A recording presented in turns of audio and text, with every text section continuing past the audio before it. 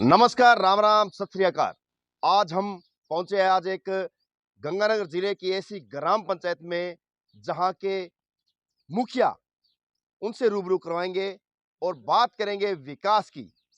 ग्राम पंचायत इन दिनों लगातार विकास के नए नए आयाम स्थापित कर रही है और जो भी जनता की समस्या है उस समस्या को दूर करने के लिए गांव की सरकार किस प्रकार से यहां पर जो है वो काम कर रही है, तमाम सारी बातें हम जानेंगे। गांव की सरकार, सरपंच प्रतिनिधि महावीर प्रसाद मेघवाल सरपंच बनने के बाद गांव में हर प्रकार के विकास कार्यों को करवा रहे हैं। वह कोई भी ऐसी समस्या है तो उन समस्याओं का निस्तारण जनता के बीच में रहकर करा रहे हैं। पूरे जी, सबसे पहले तो स्वागत है आपका।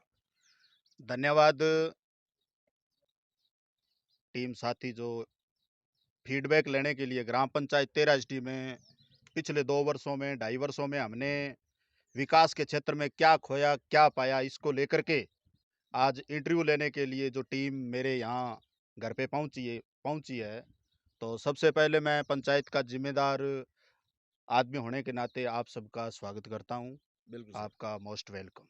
बिल्कुल महावीर जी, सबसे पहला जो सवाल है वो ये है कि करीब 2 साल सरपंच कार्यकाल को हो चुके हैं। आपके माता जी पपली देवी यहाँ से मुखिया है, गांव की सरकार चलाती हैं। जी। तो मुख्य तौर पर क्या क्या विकास कार्य हुए हैं और क्या क्या ऐसे कार्य है जो आने वाले शेष सालों में आप करवाओगे? 3 अक्टूबर 2020 को मेरी मम्मी श्रीमती पपली मेघवाल सामान्य सीट से सरपंच चुनी गई ग्राम पंचायत 13 में। और 12 अक्टूबर को हमने पंचायत का कार्यभार ग्रहण किया। आज लगभग लगभग 2.25 वर्ष 2.5 वर्ष हो चुके हैं, कार्यकाल चल रहा है हमारा। और इस कार्यकाल में बहुत बड़े उतार चढ़ाव भी आए। और सबसे बड़ी जो समस्या रही वो ये रही कि जैसे ही हमने कार्यभार ग्रहण किया तो कोरोना काल आया। बिल्कुल। और 7-8 महीने तक सारी पूरे राजस्थान में नहीं पूरे देश में पंचायतें प्रभावित रही विकास बिल्कुल। कार्य को लेकर के। और उसके बाद हमें कार्य करने का मौका मिला। जो जो हमने काम किए हैं वो भी हम आपको अवगत करवाएंगे, रूबरू करवाएंगे। तो हमारा जो मुख्य उद्देश्य है, जो जिस उद्देश्य को लेकर के हम सरपंच बने, तो हमारा उद्देश्य यही है कि सबसे पहले व्यक्ति की जो आम जरूरत है, रोटी कपड़ा मकान, जो प्राथमिक जरूरत है वो पूरी हो। उसके बाद स्वास्थ्य शिक्षा और रोजगार वो पूरा हो और ग्राम पंचायत विकास के पथ पर अग्रसर हो, इसके लिए हम प्रयासरत हैं। बिल्कुल। हाँ, और इसके लिए सबसे पहले हमने शिक्षा के क्षेत्र में जो हमने कार्य किया वो ये है कि शुरुआती दौर में 2 कमरा में बरामदा जिसकी लागत 10 लाख 13 स्कूल के अंदर हमने निर्माण करवाया। उसके बाद अगले वित्तीय वर्ष में 2 कमरा में बरामदा 13 सीनियर सेकेंडरी स्कूल में। और अभी मौके पर विधायक राम प्रताप जी कासनिया के कोटे से हमने 6.5 लाख का एक कमरा निर्माणाधीन है। और उसी कमरे के आगे पेयजल डिग्गी जिसकी मजदूर लगे हुए हैं। और इसी स्कूल के अंदर पुराने जो भवन बने हुए थे, जैसे पुराना पंचायत घर था और पुरानी आंगनबाड़ी बनी हुई थी, वो जर्जर थे। बिल्कुल। तो उनको हमने विभाग से अयोग्य घोषित करवाया और घोषित करवा करके उनको तोड़ा है। बिल्कुल। और उस जगह को मेरे गांव की जरूरत के अनुसार, विद्यालय की जरूरत के अनुसार हमने प्रस्ताव तैयार करके उच्च अधिकारियों को भेजे हैं ताकि उस जगह को विद्यालय प्रांगण में मिलाया जाए। और इसी विद्यालय का प्रवेश द्वार और मैं 4 दीवारी के लिए हमने 8.5 लाख रुपए की स्वीकृति निकाल रखी है, जिसकी नींव आने वाले 2-4 दिनों में हम रखेंगे। और ये तो हमारे 13 स्कूल का कार्य था। अच्छा। और इसके अलावा जो 13 स्कूल में हॉस्पिटल बना हुआ है, उस हॉस्पिटल की 4 दीवारी बिल्कुल डैमेज थी और उसको गिरा करके वहाँ नई 4 दीवारी 4.5 लाख की हमने बनाई है, गेट भी बनाया है उसका। और इसके साथ-साथ उसके अंदर वो क्या है, थोड़ा नीचा है, अच्छा। पानी आता है बरसात का, उसमें मिट्टी भर्ती करके उसमें कोटा स्टोन वगैरह और उस बिल्डिंग को ऊपर उठाने का हमारा विचार है। बिल्कुल। उस कार्य में भी हम लगे हुए हैं, जिसका लगभग 60% वो काम हो चुका है। बिल्कुल। ये तो था ग्राम पंचायत 13 के अंदर 2 जगह जो हमने काम किए। इसके अलावा मेरे पंचायत क्षेत्र के अंदर 11 गाँव है, बड़ा गाँव है, मुख्य है। उसके मेन बस स्टैंड पर अच्छा। हमने 3 लाख का जो भारत सरकार की जो योजना है स्वच्छ भारत मिशन, उसके तहत हमने 3 लाख का जो कॉम्प्लेक्स है वो हमने बनवाया है। और बस उसका कलर बाकी रहा है, उसको चालू करने वाला है, वो बन चुका है।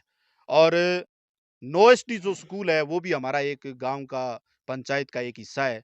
उस स्कूल के अंदर, उस गांव के अंदर सबसे पहले स्कूल का जो रास्ता था हाँ जी। उस रास्ते में धूल मिट्टी ज़्यादा थी और गोबर कीचड़ ज़्यादा रहता था, क्योंकि पशुपालक उस गांव में ज़्यादा है। बिल्कुल। और बरसात के अंदर स्कूल में बच्चों का, स्टाफ का जाना बहुत मुश्किल था। बिल्कुल। और गांव वालों ने, स्कूल वालों ने हमें अवगत करवाया इस चीज़ से, हमने उस बात को समझा। तो सबसे पहले हमने 7.5 लाख का इंटरलॉक, लगभग 1.5 मुरबा है वो हमने लगाया। उसके ऊपर पहले उसमें खड़वंजा लगाया और 7.5 लाख का फिर उस पे इंटरलॉक लगवाया। लगभग उस रास्ते पे हमने 15 लाख रुपए ग्राम पंचायत के खर्च किए और वो काम हमारा पूर्ण हो चुका है। उसके बाद स्कूल के अंदर जो ज़रूरत थी, हमें लगा कि यहाँ पर शौचालय की भी ज़रूरत है, तो हमने 3 लाख की लागत से वहाँ पे एक शौचालय भी बनाया है नोएसडी स्कूल के अंदर। और नोएसडी स्कूल में कमरों की कमी को देखते हुए हमने जिला परिषद को कमरों की कमी के बारे में अवगत करवाया। तो हमारे यहाँ श्रीमती जुलेखा बेगम, जो जिला परिषद सदस्य है, उनके प्रयासों से हमने मिलकर के जिला परिषद से 6.5 लाख का एक 22x27 का हमने एक कमरा तैयार किया है, जिसका प्लस्तर हो चुका है, रंग-रोगन थोड़ा बाकी है। और इसके साथ-साथ नोएसटी जो बस स्टैंड है, उस बस अड्डे पर शौचालय के लिए, क्योंकि उस अड्डे पर कई गाँव के लोग उतरते-चढ़ते हैं, मुख्य अड्डा है वो। 8-10 गाँव के यात्री वहाँ आते-जाते रहते हैं। शौचालय की बड़ी प्रॉब्लम थी और इस प्रॉब्लम को देखते हुए हमने सबसे पहले वहाँ पर जो पुराना जो डैमेज था उसको गिरा करके नया शौचालय 3 लाख का जनता की सुविधा के लिए हमने वहाँ बनाया है। और जब यहाँ से सरपंच का पिछला कार्यकाल खत्म हुआ, तो उसके बाद लगभग 1 साल तक गाँव में प्रशासक रहे। तो हम तभी से एक्टिव हैं। उस एक्टिविटी में ही हमने बिना सरपंच हमने प्रयास किया, सेक्रेटरी साहब से बात करके, जो 11 एसडी जो स्कूल है उसके अंदर 3 लाख का शौचालय हम सब ने प्रयास करके बनवाया। और इसके साथ-साथ 2 कमरा में बरामदा प्रशासक काल के अंदर हमारी टीम ने सेक्रेटरी साहब के साथ मिलकर के 13 एसडी स्कूल में 2 कमरा में बरामदा बनवाया। और अभी हमारी जो स्वीकृति जो जारी की हुई है, वो मैं बताना चाहता हूँ। जो हमारा 11 एसडी स्कूल है, उसके लिए हम प्रयासरत हैं कि ये कर्मोन्नत हो। हाँ, ये 10th का बने, +2 का बने। और इसके लिए हमने राज्य सरकार को प्रस्ताव भी भेजे हैं कि आप इंग्लिश मीडियम स्कूल का आपने पूरा मतलब ज़ोर दे रखा है, तो आप हमारे 11 एसटी के अंदर मुख्य बस अड्डे पर वो गाँव है, तो वहाँ इंग्लिश मीडियम स्कूल आप बढ़ाइए। तो उसके लिए हम जगह भी अवेलेबल करवाएँगे उनको। तो उस स्कूल की 4 दीवारी लगभग 8.5 लाख रुपए की स्वीकृति जारी की हुई है। 2 कमरा में बरामदा उसकी स्वीकृति जारी की हुई है। और ये काम अभी हमें, अब क्या है, थोड़ा-सा फसलों का कटाई-वटाई का दौर है, तो लेबर नहीं मिलती और मिस्त्री वगैरह भी नहीं मिलते, काम चल रहे हैं हर पंचायत में। तो इस वजह से थोड़ी-सी परेशानी आ रही है, लेबर न मिलने के कारण, मिस्त्री न मिलने के कारण ये काम स्वीकृतियाँ जारी हुई है। जैसे ही हमें ये व्यवस्था होगी, हम तुरंत प्रभाव से 11 एसटी स्कूल में 4 दीवारी, प्रवेश द्वार, 2 कमरा में बरामदा, ये हम निर्माण करवाएँगे। और प्रस्तावित है, उसका बजट भी स्वीकृत हो चुका है, सैंक्शन भी निकल चुकी है। और इसके साथ-साथ पंचायत के हर क्षेत्र में, चाहे वो किसानों का कोई मामला हो, चाहे वो कोई जलदाय विभाग का कोई मामला हो या किसी भी प्रकार का हो, तो हम 24 घंटे हम हमारी पूरी टीम के साथ जनता की सेवा में रहते हैं। तो इसी कड़ी में क्या है, सबसे पहले जो ग्राम पंचायत 13 एसटी के अंदर 3 गाँव लगते हैं, 9 एसटी, 11 एसटी और 13 एसटी। और इनके अंदर पानी की बड़ी समस्या थी। पानी की बड़ी समस्या इसलिए थी कि ये जो वाटर वर्क्स जो बना हुआ था, वो क्या है, पनघट योजना में था। और पनघट योजना के अंदर पंचायत के हैंडओवर होता है और उसमें साल में 7-8 लाख रुपए बजट आता है। तो 7-8 लाख रुपए बजट में इतने बड़े क्षेत्र में पानी पिलाना संभव नहीं था। हमने राज्य सरकार को लेटर लिखा, लेटर लिख करके हमने ये मांग की कि हमारा जो वाटर वर्क्स है, इसको पीएचडी में शामिल किया जावे। तो मैं धन्यवाद करता हूँ राजस्थान सरकार का, जननायक मुख्यमंत्री अशोक जी गहलोत का, कि हमारे पंचायत के प्रस्ताव पर गौर फरमाया। और 13 एसडी का जो वाटर वर्क्स है, उसको जलदाय विभाग को इन्होंने अपने एंटर लिया है। और हमने डिमांड भेजी लगभग 4.5 करोड़ की। और बड़ी खुशी की बात है कि 2 करोड़ 26 लाख का बजट एट ए टाइम तुरंत प्रभाव से मंजूर हो गया। और उस कड़ी में मेरी पंचायत में 2 करोड़ 26 लाख रुपए में लगभग 16 किलोमीटर की पेयजल पाइपलाइन बिछाई जाएगी। और वो लगभग पाइपलाइन जो है वो 12-13 किलोमीटर बिछ चुकी है। मेरे 13 एसटी गांव में प्रत्येक गली मोहल्ले, प्रत्येक ढाणी में पाइप जा चुकी है, नई पाइप। और 11 एसटी के अंदर फिलहाल मौके पर काम चल रहा है।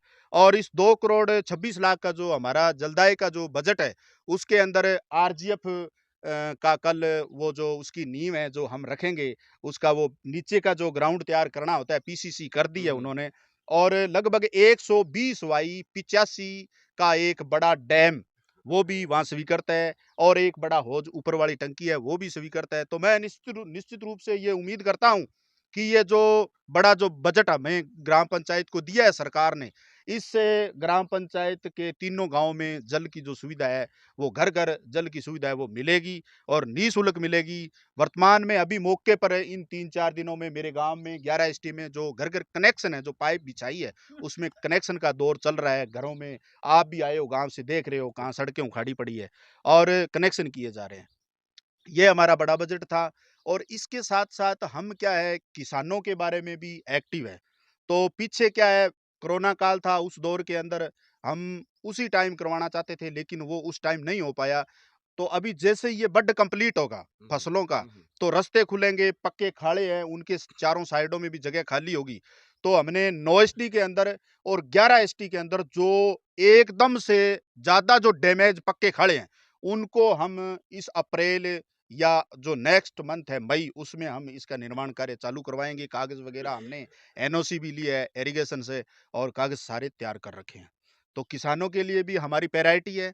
इसके अलावा जो प्रधानमंत्री आवास योजना है, प्रधानमंत्री आवास योजना के अंदर 204 प्रधानमंत्री आवास मेरी ग्राम पंचायत में 2018 की जो सर्वे सूची है उसमें नाम है, और हमने ग्राम पंचायत में 204 का 4 अनुमोदन किया। क्यों किया? क्योंकि वो उस टाइम का सर्वे था। वर्तमान में छोटे-मोटे किसी के मकान है भी, लेकिन पर्याप्त नहीं है।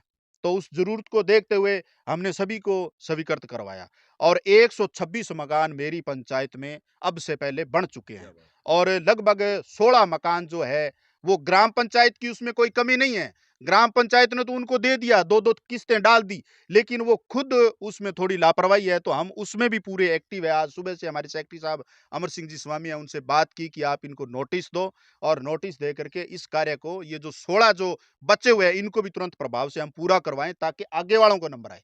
और सिस्टम बाई रिजेक्टेबल जो प्रधानमंत्री आवास योजना में है, उसमें लगभग 85 मकान मेरी पंचायत से मकान कटे हैं। तो मैं उसके लिए भी एक्टिव हूँ। मैंने भारत सरकार को, राजस्थान सरकार को लेटर लिखा है, मैंने सीओ को लिखा है कि जो मकान काटे गए हैं, वो किसी भी कीमत पर कटने नहीं चाहिए। प्रत्येक आदमी को सबसे पहले आवास मिले। बिल्कुल सही बात। क्योंकि हम देखते हैं अखबारों में, मीडिया में, कहीं किसी की छत गिर जाती है, कहीं कहीं होता है। तो छत का सबसे पहले होना चाहिए कि अगर हमारे पास हमारा घर है, तो हम दूसरी बात करेंगे। बिल्कुल सही बात। और शिक्षा के क्षेत्र में भी हम लगे हैं। ग्राम पंचायत में जो हमारी भावी जो योजनाएँ हैं, उसके लिए भी हमारी पूरी टीम जो है प्रयासरत है।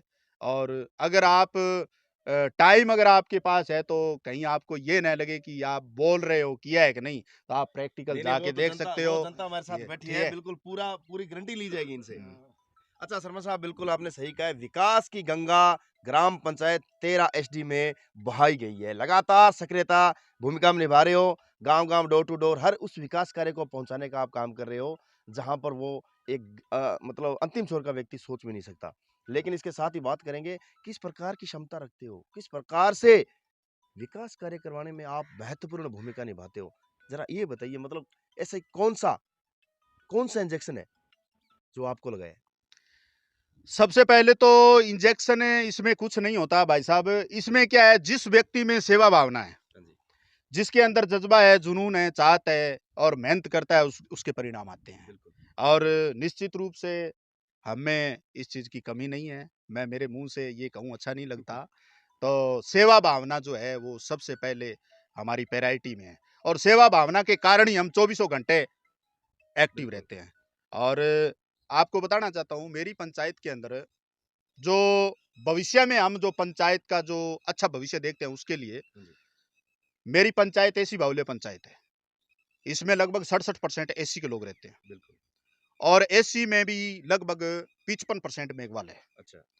तो बताना चाहता हूँ, मेरी पंचायत में आज तक जो भारत सरकार की जो योजना थी, हुँ, हुँ। उम, आदर्श ग्राम योजना, उसमें कहीं हमारा नाम नहीं था। अच्छा। हमने सरकार को लेटर लिखा कि ये एसी बाहुल्य पंचायत है, और हमें सामान्य सीट से इस एसी की पंचायत पर प्रतिनिधित्व करने का मौका मिला है। अच्छा। हमारी भी इच्छा है कि हम इसको विकास के नए आयाम दें। बिल्कुल। तो आप इसको आदर्श ग्राम योजना में शामिल करो। अच्छा। तो मुझे बड़ी खुशी है। मैं धन्यवाद करता हूँ भारत सरकार का कि उन्होंने आदर्श ग्राम योजना में मेरी क्या बात है! गाँव के, मेरी पंचायत के 2 गाँव, 11 एसडी और 13 एसटी दोनों 40 लाख रुपए बजट भी स्वीकृत हुआ है। और हमने डिमांड की कि ये बाबा साहब डॉक्टर अंबेडकर को मानने वाले लोग यहाँ ज्यादा है, तो बाबा साहब के सम्मान में हम कुछ करना चाहते हैं। तो हमने हमारे पंचायत के जो मुख्य गांव है 11 एसटी जो मेन रोड पे है, बस स्टैंड पे है, वहां पर हमने बाबा साहब डॉक्टर अंबेडकर के नाम से अंबेडकर भवन, सामुदायिक भवन हमने पास करवाया है। तो उम्मीद करता हूं कि आने वाले थोड़े से टाइम में ही, महीने 2 महीने में ही उस निर्माण कार्य को हम चालू करेंगे। और जो सार्वजनिक रूप से प्रत्येक जाति धर्म वर्ग को वो जो सामूहिक जो सामुदायिक भवन बनेगा बाबा साहब के नाम से, वो एक जनहित का बहुत बड़ा कार्य होगा और प्रत्येक जाति बिरादरी को वो काम आएगा। किसी भी शादी में और किसी भी सामाजिक या धार्मिक कार्यक्रम में, या हम यूं कहें कि अगर शिक्षा के क्षेत्र में भी अगर हम लाइब्रेरी वगैरह या अन्यत्र किसी भी प्रकार का हम कोई कार्यक्रम करना चाहें तो उस जगह पे हम करेंगे। अच्छा शर्मा साहब, एक बात बताओ, अमूमन देखा गया है कि आप महावीर प्रसाद मेघवाल जनरल गाते हैं, इसके पीछे क्या कहानी है, ये भी जरा बताइए। इसके पीछे यही कहानी है कि हम जनरल सीट से बने हैं, सामान्य सीट से सरपंच बने हैं, तो सामान्य का ही बताएंगे, सामान्य का ही बताएंगे उनको। सामान्य से बने हैं तो उसका प्रचार भी होना चाहिए, भी हम सामान्य सीट से जीते, सामान्य सीट का बताते हैं, इसलिए बताते हैं ताकि समाज के जो दूसरे लोग हैं उनको भी पता चले कि जो डेमोक्रेसी है, जो लोकतंत्र है, उस लोकतंत्र के अंदर चाहे एससी है, चाहे एसटी है, चाहे ओबीसी है, चाहे जर्नल है, तो सामान्य सीट के अंदर प्रत्येक जाति, प्रत्येक कैटेगरी उसमें अपना भाग्य आजमाती है। तो मैं मतलब ये बात इसलिए कहता हूं कि एससी एसटी और मूल ओबीसी या जो पिछड़े जो लोग हैं, जो लोकतंत्र को सही मायने में आज तक नहीं पहचान पाए या नहीं समझ पाए हैं, या लोकतंत्र की ताकत को नहीं जानते, कहीं ना कहीं इस बात को लेकर के कि ये जर्नल लिखता है, तो कहीं ना कहीं वो बात उनको चोट करेगी और वो भी सामान्य पर फाइट करेंगे, इसलिए मैं जर्नल लिखता हूँ। अच्छा शर्मा साहब, एक बताओ, बाबा साहब के मिशन को लेकर चलते हो, नीले झंडे के सिपाही, और हमेशा बाबा साहब की बात जुबान पर आपके रहती है, और मिशन को चलाते हुए आप कितना अपने आप को ये मानते हैं, सही साबित करने में सफल हो पाए हो कि आपने इस पद पर रहकर या इससे पहले इस मिशन में लोगों को जागरूक करने में कामयाब हुए? मैं बताना चाहता हूँ, मैं अब मेरे मुख से तो ये क्या कहूँ, सबसे पहला तो ये है कि सरपंच बने हुए तो अभी 2-2.5 साल हुए हैं, लेकिन बाबा साहब के मिशन में हम 2007 से लगे हुए हैं। और बाबा साहब का जो मिशन है, चाहे वो सामाजिक मिशन है, चाहे वो धार्मिक